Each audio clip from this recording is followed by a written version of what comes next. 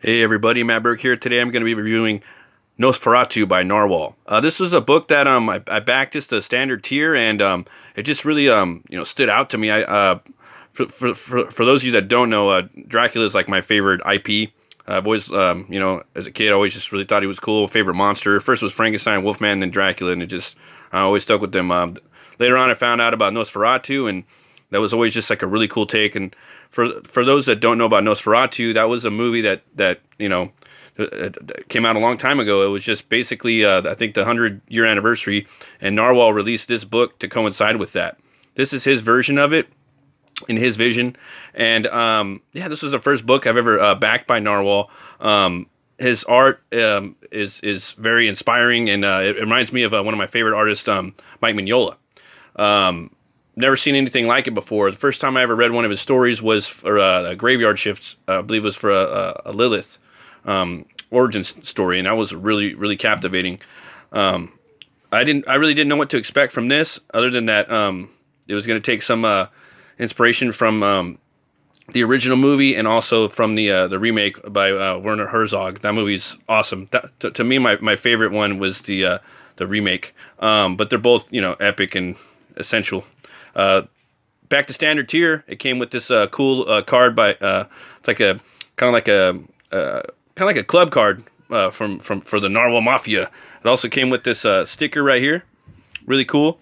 This awesome painting right here, and it also came with this poster. This was some of the first art I seen for the campaign. It really dragged me in. Got me hyped up for the book. And yeah, as you can see, Narwhal's his version of Nosferatu looks a little different. He really leaned into the look of the rat. That's the way that the story goes. And here, if you haven't read Dracula, basically it's about this count that lives in Wallachia or Transylvania, and he's trying to buy land in England. So there's this character named Jonathan Harker. He goes there to meet Dracula, or in this case, Count Orlok, and he gets more than what he bargained for. I really love the way that Narwhal used black and white in here. A lot of the lighting is just spot on. It's really immersive. It feels like you're inside of an old school black and white movie, even from like the 30s or 40s, 20s. He did a good job of blending both the Herzog and the original Max Schreck one. That's what I would say what I gathered out of this. And then he also added his own things in here too.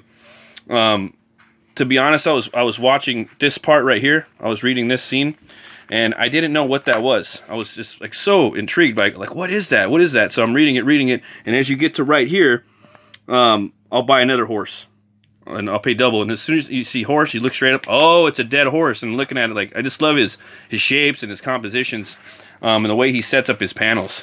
And then you see the lights of the eyes just staring back at you, kind of like the moons. So if you get this moon right here and that moon over there that comes down to there, and they're just moons. But it's also going along, clicking, clacking, taking you down into the middle of the page, and then setting you off into the next. Really awesome.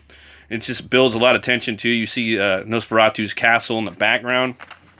I think that his design of Nosferatu is the best I've ever seen. It's very inspiring. I love the scene right here where you meet him. He's just standing there. He's just a black silhouette. He's clad in shadow. You don't know what he is. Spooky, man. And you just see his white eyes just beating back at Harker. Harker eventually gets to meet with him, and just like in the book or in the movie, he cuts himself, and then Nosferatu tries to take a bite out of his hand, and that's similar to like the Dracula mythos or in the movies too. Usually like say the one with Gary Oldman, Bram Stoker's Dracula. He Keanu Reeves cuts himself, and then he takes a lick off his razor blade. But in here he just straight tries to take a bite out of him. So that was he did a good job in doing that. So he just let you know right off the bat this guy is a fucking monster. I'm really digging that. As you read the story, though, there's a lot of twists and turns.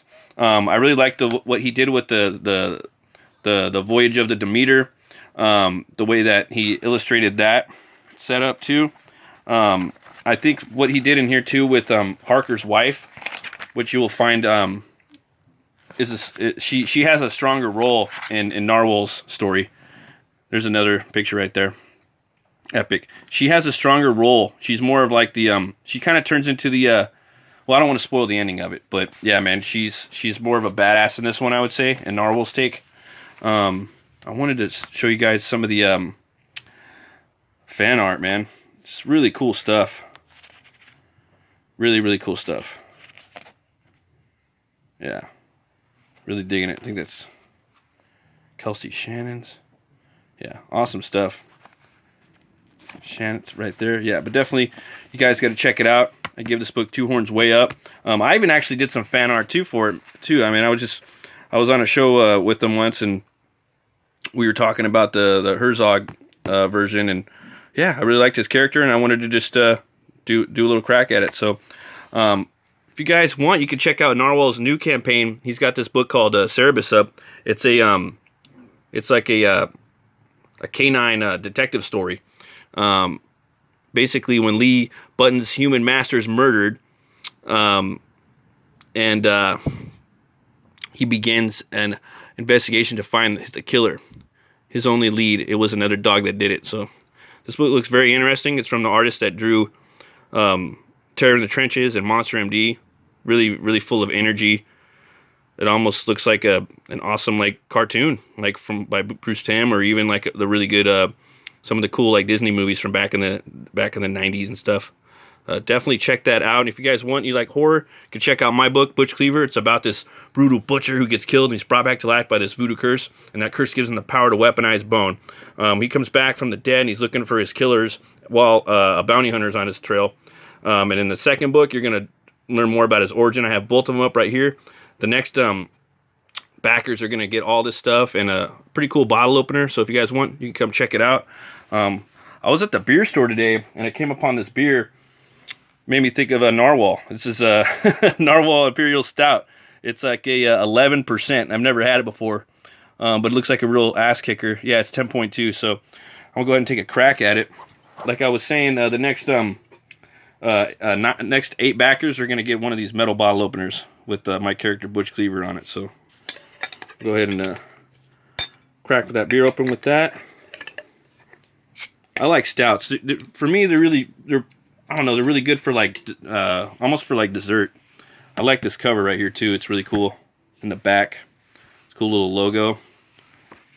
Really spooky. But yeah, this one really, look how big he is too. That's another version. He's really big and rat-like. Smells kind of chocolatey.